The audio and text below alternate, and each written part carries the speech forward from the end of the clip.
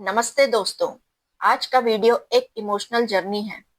एक सच, एक स्ट्रगल, एक उम्मीद। इनफर्टिलिटी यानी बच्चे पाने में दिक्कत सिर्फ एक मेडिकल कंडीशन है, ना कि शर्म की बात। इस वीडियो में आप देखेंगे 5 रियल लाइफ इंस्पायर्ड कहानियां, इमोशनल, ऑनेस्ट और इंस्पायरिंग। फीमेल और मेल इनफर्टिलिटी के सभी causes, IVF, IUI, ICSI, donor egg, surrogacy जैसे procedures in simple terms, home remedies, yoga, lifestyle tips, science backed, दादी नानी के नहीं, फुल इमोशनल सपोर्ट और अवेयरनेस, बिना सेम के, बिना सरप्राइज मेडिकल टर्म्स के। ये वीडियो एक माँ, एक कपल के दिल से बनाई गई है। एंड तक जरूर देखना, हो सकता है ये आपकी या किसी और की लाइफ बदल दे। 6 साल हो गए थे। हर महीने उम्मीद बनती थी, फिर टूट जाती थी। हर बार जब कोई पूछता गुड न्यूज कब दोगे, तो एक हल्का सा स्माइल और एक अंदर से टूटा दिल होता था। आशा एक स्कूल टीचर थी और रोहन एक बैंकर। शादी के बाद सब नॉर्मल था, लेकिन प्रेगनेंसी नहीं हो रही थी। रिपोर्ट्स आए तो पता चला पीसीओएस और थायराइड दोनों हैं। 6 साल तक सिर्फ दवाइयाँ ही नहीं, हर तरफ से प्रेशर था। फिर एक दिन उन्होंने डिसाइड किया लाइफस्टाइल बदलेंगे। जंक फूड बंद, शुगर कम, वॉक्स रोज की, योगा स्टार्ट किया। रोहन ने भी सपोर्ट किया। दोनों ने एक दूसरे का हाथ नहीं छोड़ा। और फिर बिना किसी ट्रीटमेंट के 6th ईयर में मिरेकल हुआ। आशा प्रेग्नेंट थी। पीसीओएस और थायराइड दोनों हार्मोनल डिसऑर्डर हैं, पर लाइफस्टाइल से कंट्रोल हो सकते हैं। हर केस में आईवीएफ जरूरी नहीं होता। Hormone balancing medicine, ovulation tracking और पेशेंस भी काफी बार काम करता है। प्रिया और कबीर का रिश्ता कॉलेज से था। शादी के बाद 3 साल तक प्रिया टेस्ट करवाती रही, सब नॉर्मल। फिर कबीर का टेस्ट हुआ। स्पर्म मोर्टेलिटी और काउंट दोनों लो थे। वो हैवी स्मोकर थे। डॉक्टर ने बोला पहले स्मोकिंग छोड़ो। सप्लीमेंट्स दिए, इंजेक्शन दिए। फर्स्ट आईयूआई ट्राई किया, फेल। आईवीएफ ट्राई किया, फेल। सेकंड आईवीएफ में डोनर स्पर्म का सजेशन भी आया, लेकिन इस बार with improve habits sperm quality better था। और फाइनली एम्ब्रियो सक्सेसफुल इम्प्लांट हुआ। मेल इनफर्टिलिटी आज के टाइम में कॉमन हो गई है। Stress, lifestyle, smoking, alcohol, even pollution की वजह से। आईयूआई तब ट्राई होता है जब स्पर्म क्वालिटी थोड़ी कम हो। आईवीएफ तब आता है जब एग्स और स्पर्म लैब में मिलाकर एम्ब्रियो बनाया जाता है। इक्सी एक एडवांस आईवीएफ है, जब स्पर्म डायरेक्टली एग के अंदर इंजेक्ट होता है। मीरा की शादी 38 की एज में हुई थी। नेचुरल कंसेप्शन का चांस बहुत कम था। 2 बार आईवीएफ फेल हुआ। हर एग रिजर्व लो था। AMH level 0.3। डॉक्टर ने बोला डोनर एग एक ऑप्शन है। वो बहुत सोची, बहुत रोई। बट एक दिन उसने कहा मैं माँ बनना चाहती हूँ, बस जेनेटिक्स नहीं, संस्कार मेरे होंगे।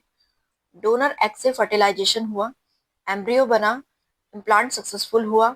41 की एज में मीरा माँ बनी। एडवांस्ड मैटरनल एज में एग रिजर्व लो होता है। AMH test, antral follicle count और एफएसएच लेवल बताते हैं फर्टिलिटी पोटेंशियल। जब अपने एग्स काम नहीं करते, डोनर एग एक सेफ और लीगल ऑप्शन है। रितु की एक ट्यूब बचपन में सर्जरी के बाद रिमूव हो गई थी। लोग कहते थे अब प्रेग्नेंट होना बहुत मुश्किल होगा, पर वन हेल्दी ट्यूब भी काफी होती है। With ovulation tracking and timed intercourse वो माँ बनी नेचुरली। कोविड के बाद सुशांत का स्पर्म काउंट 0 हो गया था। डॉक्टर ने बोला वायरल फीवर, मेडिकेशन, स्ट्रेस सब स्पर्म प्रोडक्शन पे इफेक्ट करता है। 1 साल सप्लीमेंट और हार्मोन थेरेपी के बाद स्पर्म वापस आए एंड दे कंसीव। तो आइए अब जानते हैं कॉजेज ऑफ इनफर्टिलिटी, मेल और फीमेल में। फीमेल में मोस्टली ये कॉजेज होते हैं: पीसीओएस, थायराइड, हाइपो या hyper, endometriosis, fibroids, blocked fallopian tubes, low AMH, ovulation problems, infections, age greater than 35, stress and weight. और मेल में low sperm count, mortality, varicocele, hormonal imbalance, smoking, alcohol और drugs, testicular injury, infections, mumps, STDs, genetic disorders, और environmental toxins. आइए जानते हैं कुछ ऐसे science backed natural steps जो फर्टिलिटी में मददगार हो सकते हैं, जैसे yoga and breathing, Setu Bandhasana, bridge pose, Baddhakonasana, butterfly pose और अनुलोम विलोम जैसे आसन स्ट्रेस कम करते हैं और हॉर्मोन्स को बैलेंस करने में मदद करते हैं। आप अपनी डाइट और न्यूट्रिशन में इंक्लूड कर सकते हैं जिंक, फोलेट, एंटीऑक्सीडेंट्स जो आपको मिलता है स्पाइनच, वॉलनट्स, एग्स, एवोकाडो जैसे फूड से। विटामिन डी एंड B12 ये दोनों हार्मोन्स और ओव्यूलेशन के लिए बहुत इंपॉर्टेंट होते हैं। अंडर गाइडेंस आयुर्वेदिक सपोर्ट ले सकते हैं। अश्वगंधा और शतावरी अगर डॉक्टर अलाउ करें तो ये हर्ब्स हार्मोनल हेल्थ को सपोर्ट करते हैं। अपनी लाइफस्टाइल में कुछ हैबिट्स अपना सकते हैं, जैसे प्लास्टिक कंटेनर से बचिए, BPA हार्मोन डिस्टर्ब कर सकता है। स्मोकिंग हाई कैफीन कंजप्शन से फर्टिलिटी नेगेटिवली अफेक्ट हो सकती है। डेली स्लीप, मॉर्निंग वॉक और स्ट्रेस मैनेजमेंट, ये सभी चीजें फर्टिलिटी को नेचुरली सपोर्ट करती हैं।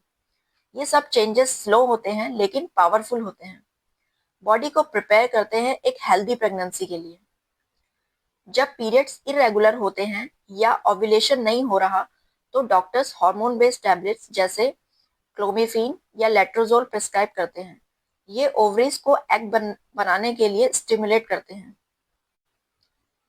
फॉलिक्यूलर स्टडी, अल्ट्रासाउंड के जरिए ट्रैक किया जाता है कि एग डेवलप हो रहा है या नहीं हो रहा है और किस दिन ओव्यूलेशन होने वाला है। इससे फर्टाइल विंडो पता चलती है।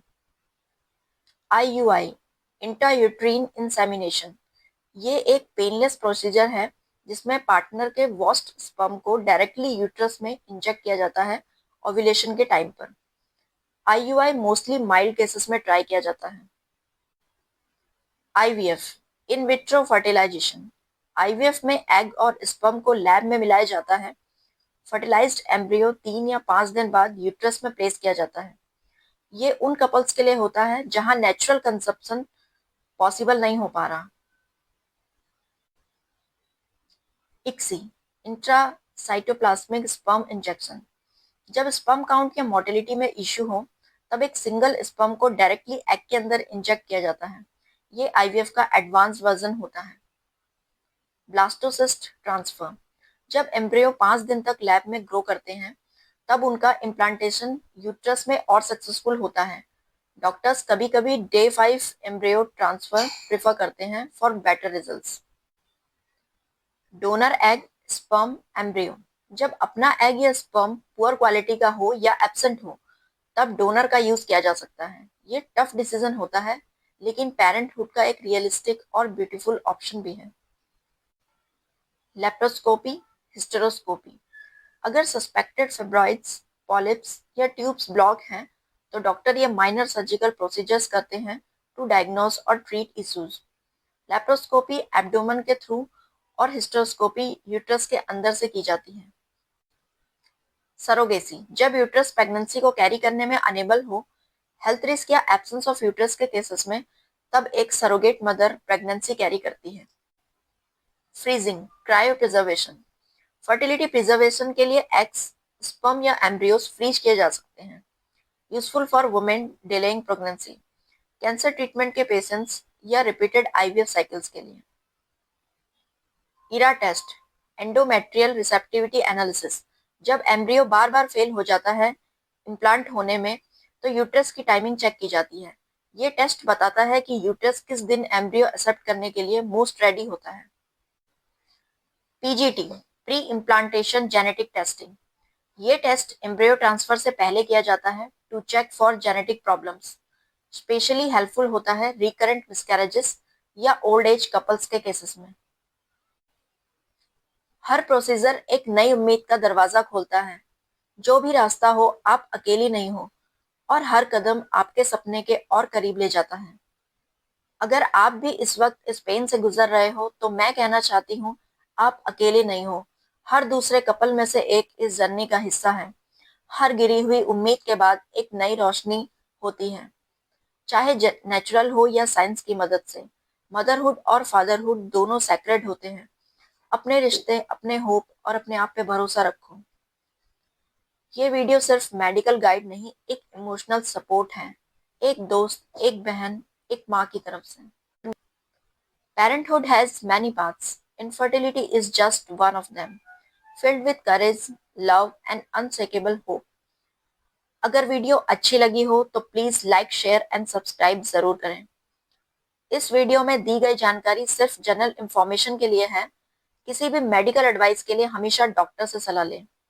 इसे मेडिकल एडवाइस न समझें।